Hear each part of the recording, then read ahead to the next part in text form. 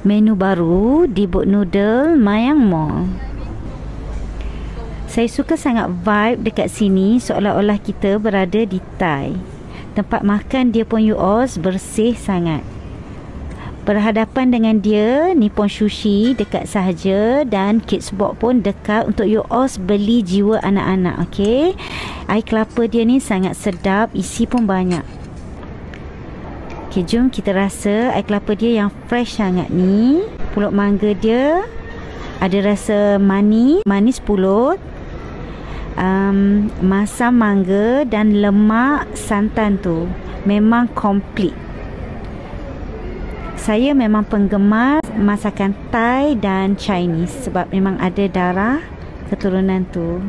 Ni nama dia Pad Thai, sangat sedap juga, kena dengan selera. You all memang kena cuba, so datang semua ke Boat Noodle Mayang Mall.